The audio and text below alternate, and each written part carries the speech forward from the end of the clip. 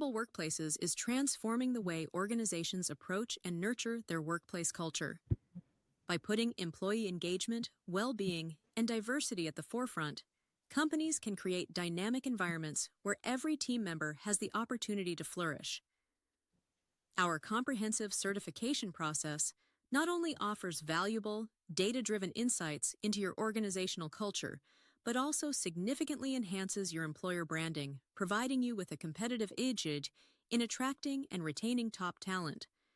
Imagine a workplace where employee morale soars, collaboration is second nature, and every individual feels truly valued. With incredible workplaces certification, you're not just earning a badge of honor, you're embarking on a journey of continuous improvement that elevates your company's culture to new heights. Join a growing community of organizations that have committed to creating extraordinary work environments. Take the first step toward transforming your workplace. Visit incredibleworkplaces.com today and be incredible. Well, good evening, everyone. All our audience who's watching it from India, and good morning, good afternoon to the rest part of the world. Today's Culture Connect live conversation is very, very important for me because I have a very, very special guest. I think somebody who is perfect. Maybe I could have invited her to kind of kick off the live sessions that we do. Um, but I just want to welcome all the audience who are joining it right now. At the same time, I want to tell my audience that they can definitely ask questions. I'm not sure whether we will be able to take all the questions during the show, but we will try to ask as much as questions we can. But before I make much of the suspense, let me talk about the topic that we're going to talk today. The topic for today is people first leadership, where we're going to talk a little bit about how to create a high trust and high performing workspace. So that's the topic. That's what we're going to talk about. And not with lot of suspense. Let me reveal. I'm sure you must have seen on the poster, but we have Jamie with us. And Jamie is my ex-mentor. I used to work with her for a long period of time. And now Jamie has started her own consulting firm called Alino Talent Consulting. So Jamie, maybe to kick off, would you like to talk a little bit about the firm that you own now and the consulting that you do and the work you do with different clients? Yeah, definitely. First, thanks for having me. Such an honor, and I hope that there's many of the faces I've gotten to know in India on the call from long ago. And if not, pleasure just to be here. But yes, so interestingly enough, yeah, I loved watching your video because it's at the nexus of what I do here for clients in the United States. Is all around when we are a smaller business, around 100 or so people, it's really easy to scale what we mean when we say culture and what we mean when we talk about our people strategy or how we go out and attract and retain talent. As we grow, and most businesses want to grow, right? Growth creates opportunities. Ultimately, that creates this real challenge of how do we scale the culture that was what made us so special, and the people strategy and the operations that support it to scale beyond the 100 people to well over thousands of individuals.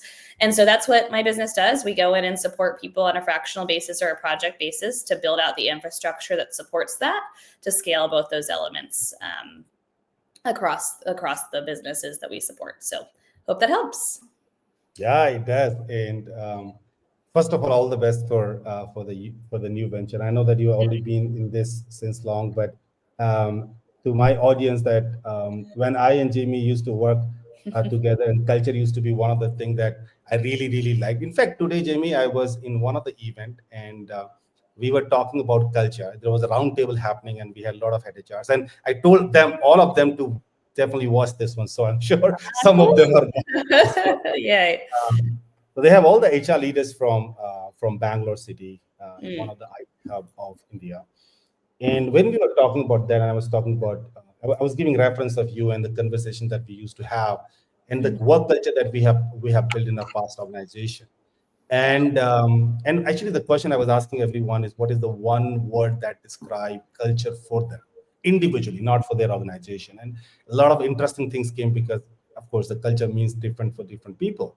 But one thing that stood out in all the conversations, in some or other way, directly or indirectly, they were talking about it, is trust. Like they spoke about respect, they spoke about autonomy, they spoke about a lot of other transparency. But somewhere when they were giving examples, they were coming to the trust piece of it.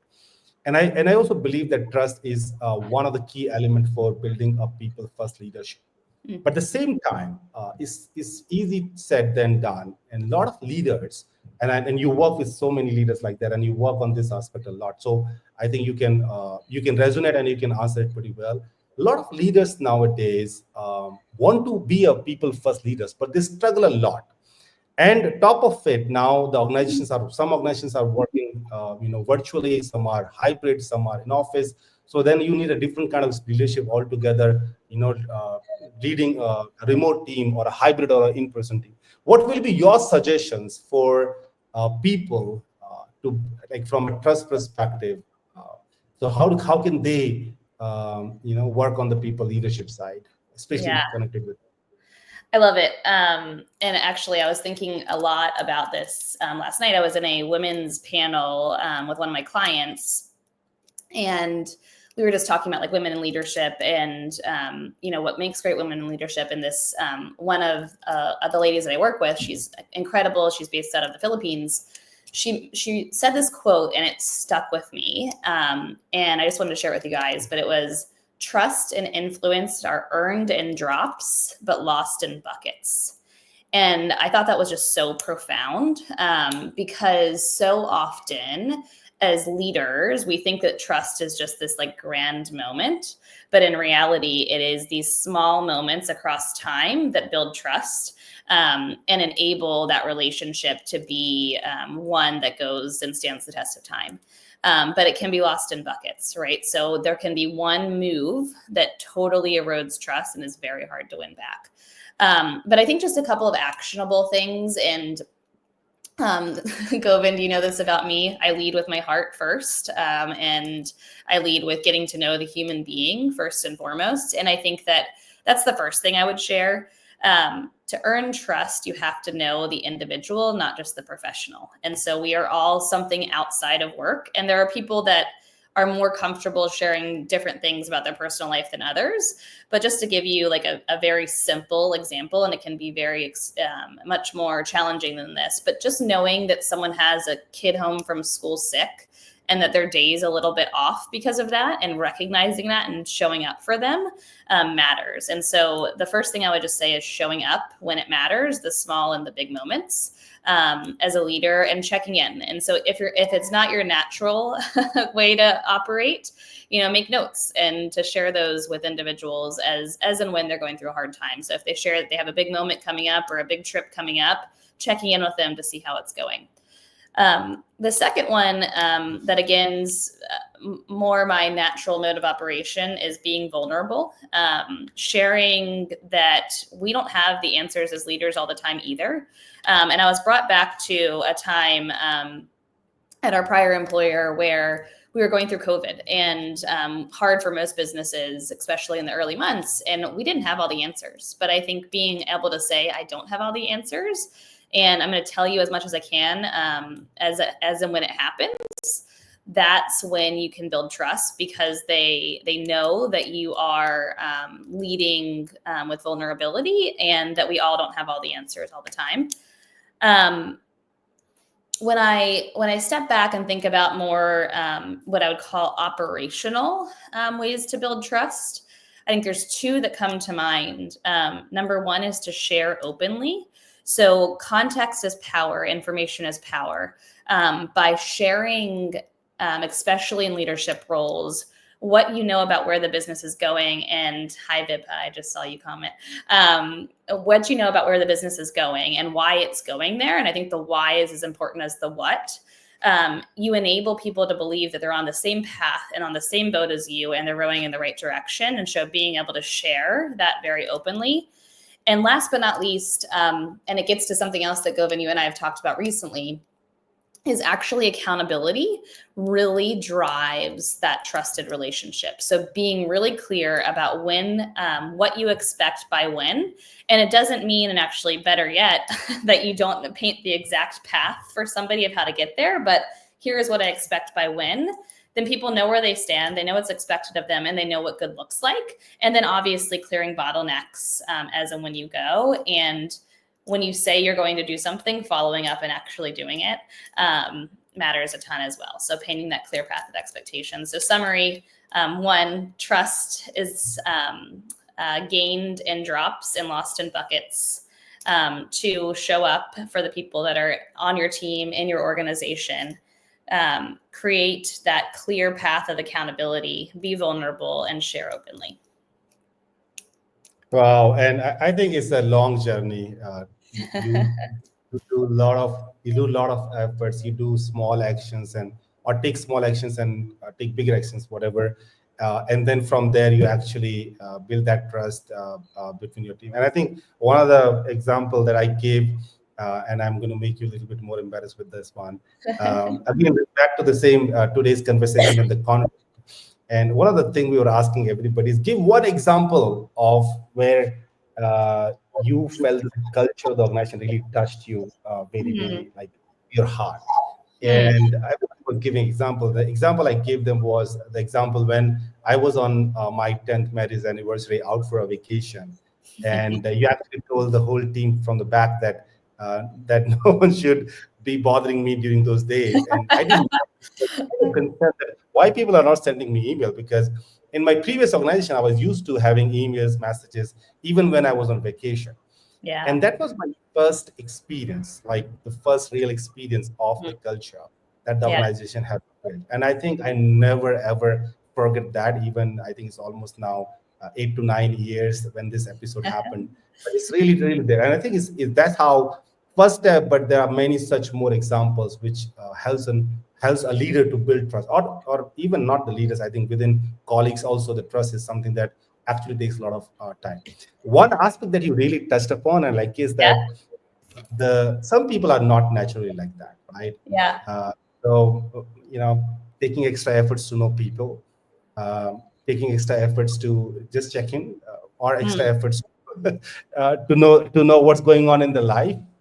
Some people are not naturally like that, and Yeah. I think what you're saying is that we totally get it, right? We don't want you to kind of change your personality completely 360-degree, but what you can do, I think, is to be conscious, be aware of the fact that you are not like that, and then take some focus step to make sure that you are exhibiting those so that your team can feel that you have a concern and you really genuinely want to know. Because another day, leadership is not an easy job, right?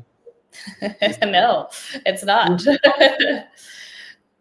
It's freaking So very difficult one, right?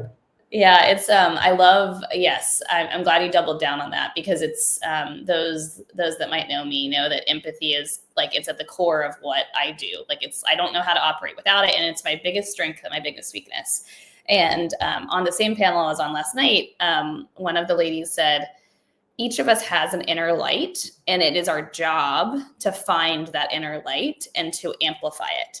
And so you might not be empathetic, but you have this unique ability to remember their children's names, or their wife's name, or their husband's name, or remember about a trip that they have upcoming. And so doing something that is authentic to you, and like, maybe it's that you totally like both love cricket or football or whatever country you're in, whatever sport you want to play.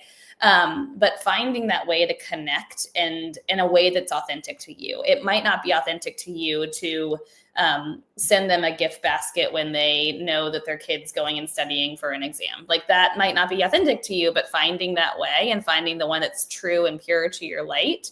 And also knowing that, again, like I always think about, we used to do these personality profiles in our past employer, and it was like, if you're analytical, that's probably not your most natural way. But so thinking about what is your natural way, and it's probably to ask questions and to understand and to dive deeper. And so finding that inner light and amplifying it as a leader, I think, is really key as well. Yeah, and thank you. And I think we're getting a lot of comments already that a lot of people think that like Mohsin said, being vulnerable is one of the true strengths of of a leader. And I think it's very hard because when you are being vulnerable, you are showcasing your weaknesses and you're also showcasing that you might not be better than them in some areas. So I think it's a long journey, and start with foundation of trust, and then you move on to that particular direction. So Um, great. I'll touch upon one that I think you will remember, and also I think you will be very excited to talk about. Is one thing that when we talk about leadership, trust, empathy, taking care of your team members and all this stuff, sometimes people misunderstood it by saying that you are going to tolerate non-performers in your team. And this is the most often question that we get, that like, hey, what do you mean by being giving respect to each other, like being respectful, right? Well, if I keep giving respect, that then I will never be able to give hard feedback to this individual. Or if this person is not performing, then I will never be able to ask this person to leave the organization, right?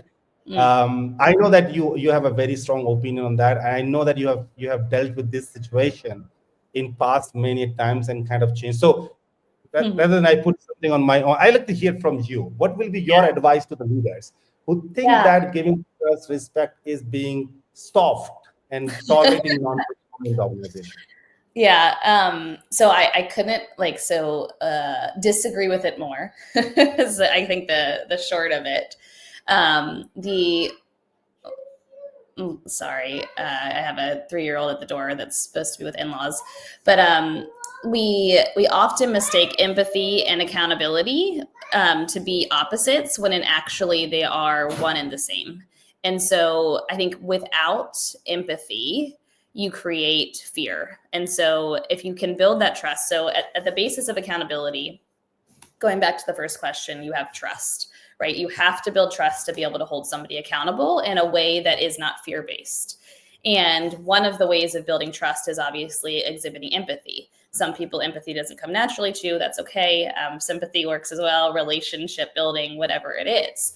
And so we have to drive and to create an empathetic environment for our team members to be able to hold them accountable.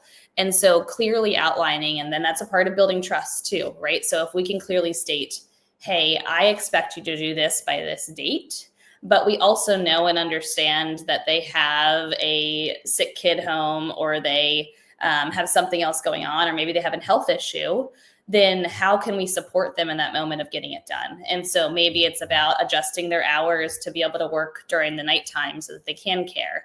But recognizing that at the end of the day, we all are human, right? We live this hybrid work style where you're from home, and giving grace. But at the same time, empathy isn't an excuse for not driving performance. And Govind, you and I talked a lot about this, of like, sometimes the greatest gift you can provide somebody is giving them that feedback. And sometimes when that feedback doesn't improve, the greatest gift you can give them is actually to exit them. And that's the most empathetic thing you can do, because you're allowing them to have this new opportunity that it hopefully accelerates the career, because it just wasn't the right fit of the role of the organization, or even of you as a leader, right? Like, we've all worked for leaders that it just wasn't the right fit, and it had nothing to do with them. It was just you as a leader. It didn't match, right? Your style didn't work. Like, I know for some people, I'm a little bit aloof, and that doesn't work for them. I work really well with organized people that hold me accountable in some ways, right? And so I think really just seeing them actually as an incredible pair that can sit together, empathy and accountability, is where we should all think about it. Yeah, awesome. First of all, I was really waiting for this particular topic, because this is the most often question that comes, that people sometimes connect, giving respect to others, or building an environment where maybe you cannot give a hard feedback, is what they always say this is more contradictory. Wherein I see it is actually the same thing, right? And I think there are many examples, Jamie. I'm sure in your own professional journey, I've seen it myself, that many a times when we ask people to leave for their own betterment, of course, when once there are a lot of conversation happens and it looks like that it's not the right thing for them, and we ask them to go. Today, these people are doing much better than what they could have done being with us. And one aspect I always say is that, somewhere you are being disrespectful by not telling this and tolerating it, because somewhere in our subconscious mind, we have an impression of this person is a poor performer. What can be worse than this, or what can be worse disrespectful than this, that you are not telling the person but you have your own perception of that person? That means you have taken away a lot of time from this person when he could have done something better somewhere else. We are getting some comments, some questions. Let me just see one that I can take. This is from, are you open to take live questions right now? Yeah, it sounds awesome. I've seen a couple come through, but it's hard to look at both. I'll put one on the screen for you. My favorite one. So Jyoti is asking, what does emotional intelligence play in shaping workplace culture? So cool. Awesome. So love the question for so many different reasons. One of the things I would just say is, emotional intelligence is awareness of self and awareness of others, right? And it's being able to combine those two things to know when we as an individual are going to have stress and how we deal with that stress, or when we are in a social setting and being able to tell that somebody's uncomfortable or that they are really enjoying the conversation, and how to press in or how not to press in. I think that when we think about culture, and so I love the question, but I'd take it a step back, and there was another question that I saw come up about what makes a great workplace culture. And I actually don't think there's a tried and true answer, because it depends on what the organization wants. And then people need to opt in or opt out.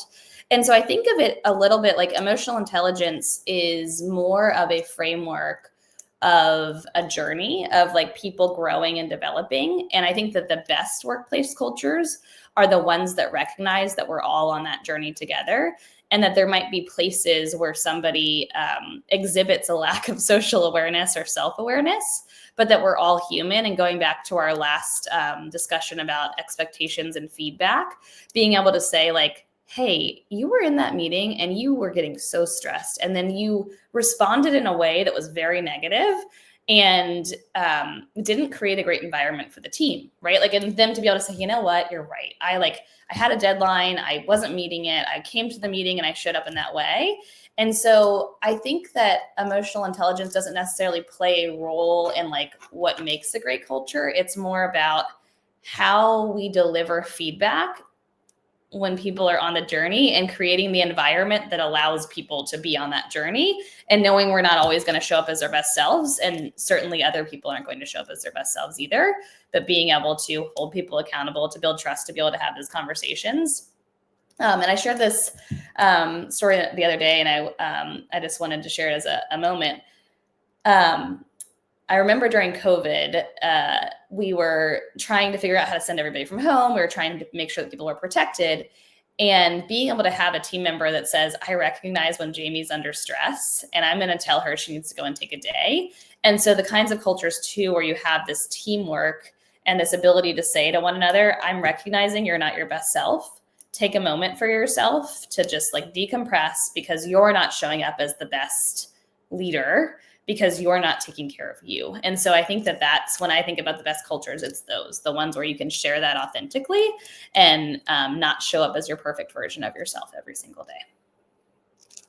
Yeah, and one thing I agree is that I don't think there is a straight mathematical solution for having a work culture that fits all. I think it's a journey that each organization need to figure out. And many times that people feel that the work culture they define, or values they define in the beginning, might not be the best one. And then I think if they're able to understand that during the process, they should be able to take some actions, some remedies to that, to make sure that they have values and culture what fits to them the most. 100%. I can see a lot of questions coming, but I will not like to kind of derail myself with those comments. But I want to ask you the toughest one first. Okay. Go to the other cases. So you can ask, like, this is more like I wanted to hear the real stories and for our audience, right? Hmm.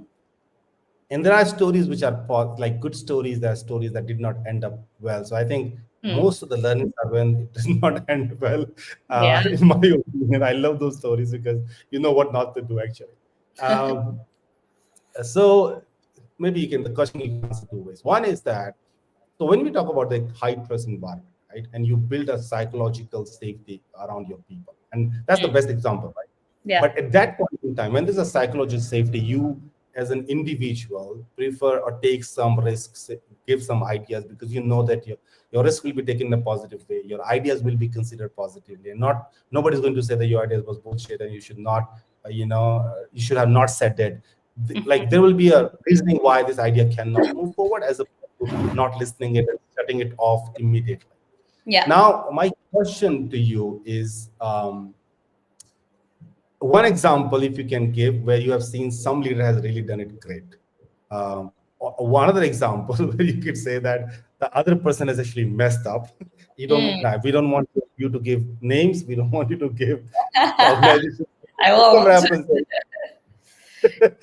if you can, our audience would love it. So the question is an example of where someone has created an environment where people can take risks and feel okay to fail. So they created that psychological safety, and the opposite where someone hasn't. Yeah, yeah, Yeah. you got it right. Perfect. So I would start with the base. So first and foremost, every organization, and I know that this is something you deeply believe in and all the work that you do, Govind, does, is you have to decide what is important. As important comes down to your purpose and your vision and your values. And really, arguably, your values, the behaviors you want to see when no one is watching. And a business has to decide if they want that, right? They want to have an environment where taking risks is part of it, or making a mistake and moving forward. I would say most businesses and most organizations can have that. I think if you look at something like a banking institution or a nursing institution, it's probably not going to show up in their values the same way it would as a technology organization. So I think that has to be the base of anything. And so it goes back to an organization has to decide what they stand for and then consistently show up in that way. And so to very directly answer your question, I think that the example I would give, I was talking about this the other day. We had a CFO of ours that, and we were in an organization where it was wildly encouraged to make mistakes, to learn from them and to grow from them. We always said, you can make a mistake, but don't make the same mistake twice, because that means you didn't learn from it. It's not an excuse. And I remember we were early days, so we were sharing around compensation adjustments for the annual cycle. And an individual accidentally shared them with the whole leadership team. So imagine the fear. And I remember just this individual, they called our CEO and they said, hey, I made a mistake. Here's what happened. Here's what I'm doing to fix it. And I remember our CEO at the time stopped and said, if our leadership team can't handle that, we have the wrong leadership team. And I know it was a mistake, and I know you're never going to make it again. And in that moment, created that psychological safety with one of the most, and I know a lot of us on the call are HR people professionals. That's our biggest fear. Every time we send out an email or share a document is, are we sharing something confidential in nature? And just to see how our leader showed up in that moment was huge. And the way that he enabled someone to be able to come forward with that was he shared stories of where he had similar instances or had tried something and failed. And so stories become the way you bring values to life. Opposite, I had one example come into my head. But I think it's about, it's a leader that I've worked with more recently, and great leader, but didn't show up with the why of the decision, showed up with the decision and not why they had made it, and gave the feedback, and they're like, oh, you're right, I totally missed it. But in that moment, and they had to come to a relatively hard decision to make for their business. In that moment, they said, hey, here's the decision. And they didn't bring them along the journey. And that just like, then it created this like, oh my gosh, well, what's going to happen to me? Is this going to be an impact for me? Versus them describing the why, and then maybe still having that feeling, but at least understanding how they got to that decision. So those are the two examples that come to my mind. Great question, by the way. I think you did a pretty good job of making sure that in the flow you don't talk about individuals. Good. This is live, right? Sometimes the flow we just get to the next organization. But that's great. I believe the stories, and I think all of us learned that, and most of the HR on the call might agree with me, is that stories make culture, right? If you tell Yeah. more and more story, it tells what to be done, what not to be done, right? And in the example you gave in the first one, I think what I loved about is that one is that just believing on the leadership to tackle the situation, but not that, giving them a confidence by telling that what mistakes I have made as a leader is it does a lot about the culture that you build. And I think it actually gives a lot of confidence. And it's not that when somebody makes a mistake, they are not aware of the fact that they made a mistake and they Yeah. don't want to do it again. But I think how other people, or especially the managers, response back to it actually adjust our behavior. If our manager is going to scream on us, then might be that in future the mistakes I make, I will put them under the carpet. I'll try to hide as much as I can because I know the manager is going to scream on me. But if I know that the manager will support me, that I think I'll be the first one to call and say, hey, I made this mistake. Let's solve this first, and then let's talk about how not to have it in future. 100%. Couldn't agree more. So well said. Awesome. I am getting a lot of questions, which I think we kind of touched upon, but just to make sure that my audience doesn't feel left out, put them on the screen. So Mayank, I think we touched upon your question on how to create a safe space for innovation and risk taking. I think we spoke about trust, we spoke about psychological safety, we spoke about being vulnerable. I think all those things are kind of touch upon that. So just to value everybody's time, I hope that I you could have the just answer. add one that, like, the way that you framed the question, Mayank, makes me think about it. But it's also in the way that you solicit problem solving. And so, like, as a leader, if you are solving a problem as a team together and you come up with the solution and then everyone's just executing it, by creating an opportunity for people to share their perspective and their ideas, that will enable them to obviously, like, sometimes come up with something 10 times better than you ever could have. But also, like, it enables them to accelerate their career. So it's a win-win. And so that's, as the way that you framed it just made me think of that, is like, how do you create an environment as a team to not just have the leader come up with the ideas, but the team themselves? Awesome. Okay, great. So, thank you, Mike, for asking this question. I think one that came from Vibha, but this is one of the questions I wanted to ask. So, kind of touched upon a little bit the same. And I'll give you a context of that. Is when an organization is small, in my opinion, and you can completely say it's wrong. In my opinion, I believe when an organization is small, it is easier to make the culture that we want to. Once we Yeah. grow, a lot of factors starts coming into that particular culture, and then it becomes harder. There's one organization in India is called Tata that has always been given as an example of the best culture, even if they have 10,000 or more employees in the organization.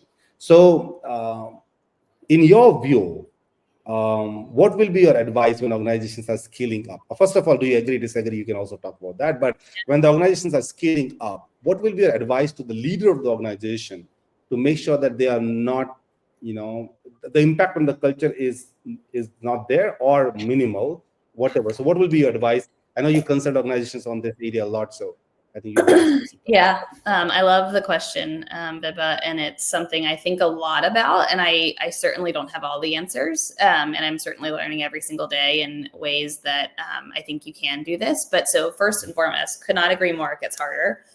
When you are about 1 to 100, so thinking about the leader, typically the founder, the CEO, they have the ability to walk around and meet all 100 people, maybe even up to 200, but it gets a little bit harder at that standpoint. And so they have the ability to spend time. They have people that can observe them and say like, oh, I saw how he interacted or she interacted in that comment, and I kind of understand what we stand for. Or they might even at that point be at least involved in like the top, 20 hires. And so they're going to pick people that reflect their beliefs as a very natural approach. Once you scale beyond that, it's where you have to start deliberately thinking about one, you probably should have already done this, but you could do it later, is what do we mean when we say culture? And I'm a firm believer in it is your values. And I've consulted with business that have values, but they don't really think about them often. They're just words. And they can't just be words if you want to be a people first or a culture driven business. And honestly, I don't know in today's day and age if you cannot be, because people want to work, not just to be taking home a paycheck. Of course, that's a benefit, but you want to work to be a part of people that have similar beliefs and values to you. And that it goes beyond the work, right? We want to build relationships. We want to be a part of something bigger than ourselves. So it starts with defining the culture. And then you have to deliberately figure out how to scale it beyond that. And that, by the way, growth produces a great business, because then there's more opportunities for people to grow. And so I'm also a firm believer that growth is a necessary reality of a business. Sure, it's really fun when you're 100 people, but you want to grow it so that people have opportunities, because if not, you're going to lose on those great people. So then it comes down to, you've defined what it means when we say culture, typically your values, maybe there's a couple of other norms, behaviors. And then it's about instilling it into everything that you do. It's how you communicate. It's how you make decisions. So when you're communicating to the business, obviously reinforcing them, you're doing, if you make a decision, you're articulating how those values drove that decision-making process, and that it wasn't just made without them in mind. It's about the process that you develop. One of the things that I think is really key, and it's a part of our trade as people professionals, is the people processes are the best, most obvious place for the culture to show up. So performance management could not be more of a place to say, we value people that are acting in this certain way, and you cannot be a high performer if you aren't living our values. You are going to get feedback on those values. And then, oh, by the way, if you're the best of the best, you're going to be recognized and rewarded for living those values. Making it a part of onboarding, making it a part of learning and development. And so embedding it across the employee journey becomes really, really important. We talked about a little bit of like those 100 people. You probably handpicked those leaders. How do you then scale and make sure that the leaders you pick beyond that, and that's like a whole separate discussion that we could get into, but making sure the leaders live and lead with your values in mind, and that they don't tolerate not being a part of your culture and being a culture fit. That is probably arguably the most important about it, besides defining, right? If you have leaders that don't believe in them, live them, lead with them, and then not tolerate bad actors, that becomes key as well.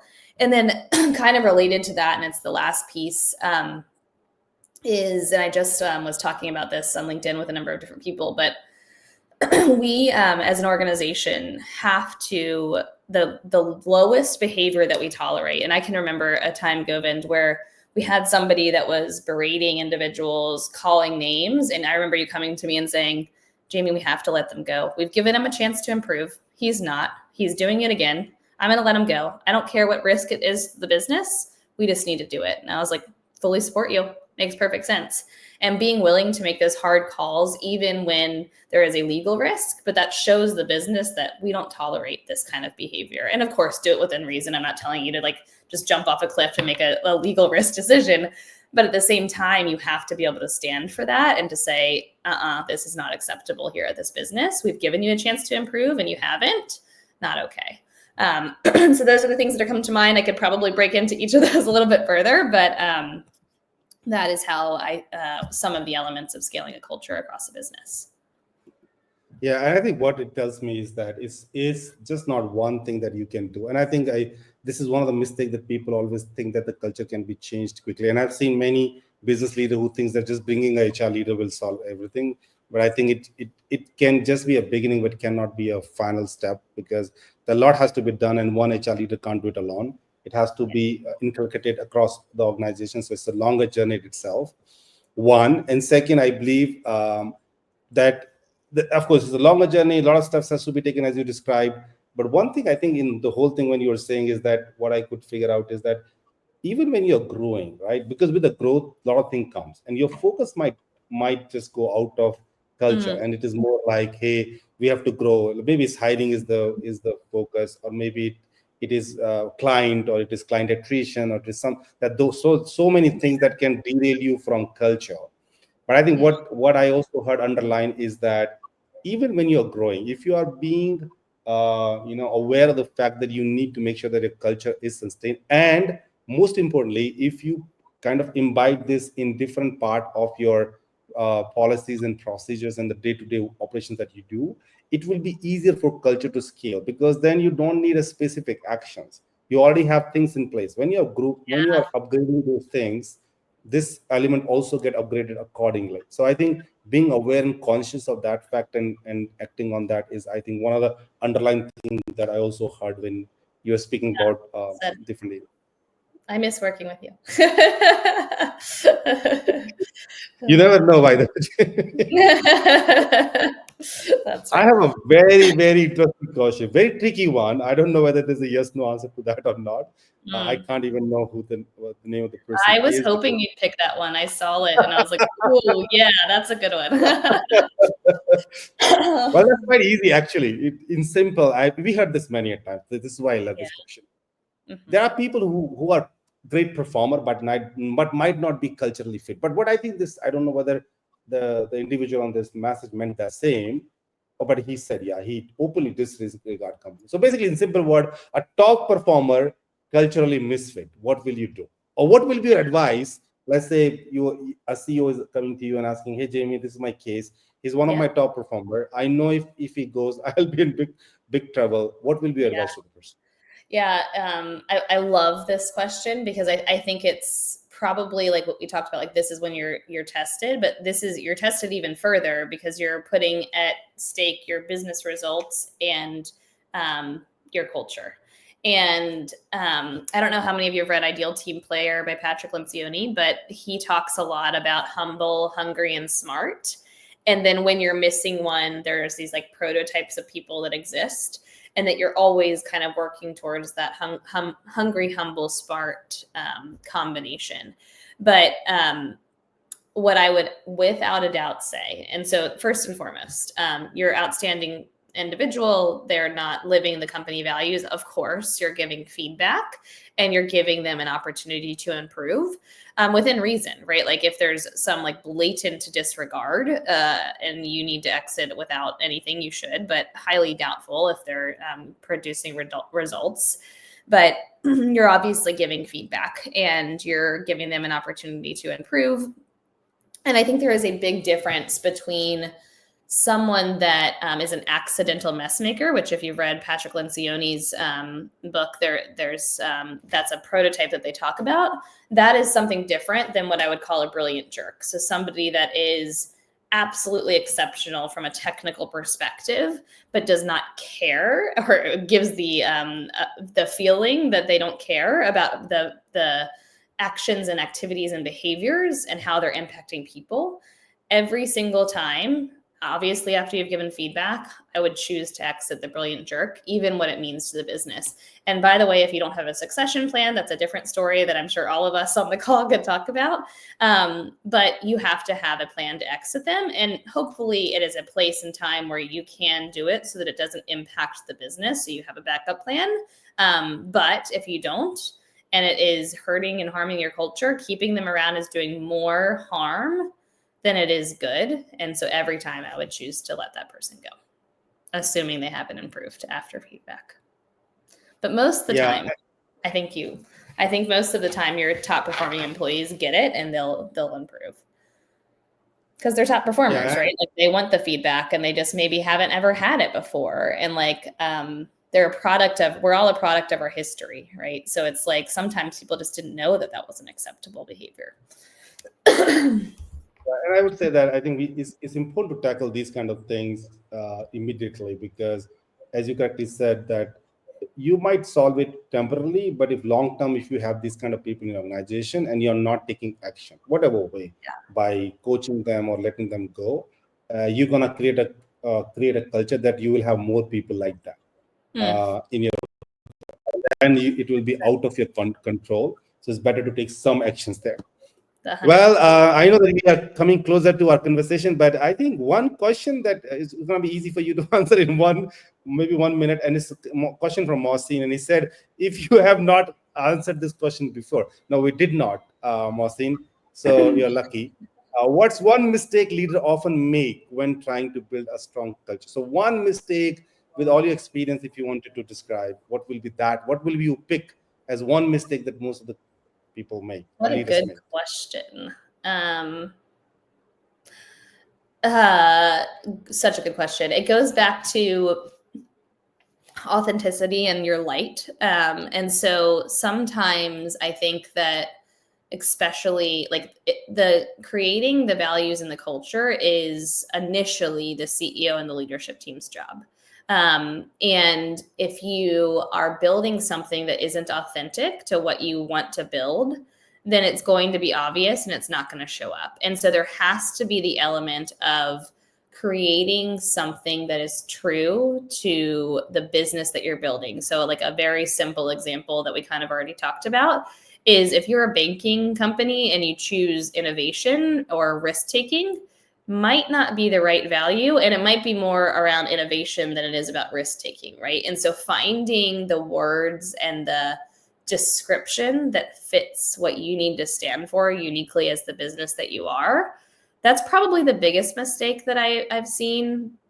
Or making it an exercise that is just about putting words on paper, but it's not actually what you believe. And so it is not a 15-minute process. It's not like type it into Chat GPT and hope it spits out something nice. It's something that you have to deeply think about and engage the organization. Just because the leaders are developing it doesn't mean they're not engaging the team members in the conversation. But you have to develop something that's authentic to the business that you have and the people that are in it. Hope that helps. Mohsen, I hope that this answers your question. And this reminds me, Jamie, about Santam. As we talked with him, one day he told me, Govind, and we used to share a lot of such things. And he said, sometimes leaders think that people don't watch them, but they are the one who have been constantly watched by people. What he meant is that like every action, every word we say is being observed by people. They even know what's your mood today. So forget about like the culture and values. So if you're not walking the talk, and then you're saying that, okay, they have seen you behaving in a certain situation like this, and then your value says something else, they will just say we are hypocrite organization. That we say something. 100%. So well said, and not surprised that Cyanthem's words of wisdom will leave a mark on us. With that said, Santam, we still miss you wherever you are. We'll have to tag him. Well, thank you so much. This was an honor. Yeah, and Jamie, before we close, I think we could not answer all the questions. I know you're busy with your kids, with your business, but you have this access to this particular live session. If you get some time, it will be great if you can just answer the unanswered questions that you think that we could touch here. Please do so. Yeah, because I think it will be great for audience to get the answer. And apologies to all the audience, because I know that we can't take all those questions here on this live chat. But as Jimmy promised, she will be replying back to you guys. So I will. And feel free if you want to follow. I'd be happy to. And feel free to follow Jamie on her LinkedIn. And also follow Incredible Workplaces if you have not already. I think you're already on our platform, so you must have already done that. All right, great. With that said, Jamie, thank you very much. Thank you to you to work in such a time zone difference, and you could figure out something for us to be on this platform. Thank you all. I know it's late. And also thanks to all the audience who have joined today. It's mostly from India. And I could see that it's a little late for you guys, but thank you very much for joining. With that said, we're going to wrap up today's Culture Connect. And we're going to come after 1 week of delay. It's always, we do it alternate weeks. So we're going to come alternate Thursday in front of all of you to come up with one more leader to talk about the different aspect of the culture. Till then, stay tuned with us. And Jamie, once again, anything last that you want to say to audience before we just disconnect? No, thank you for the time. Happy to be here. All right. Thank you, everyone. Have a nice day.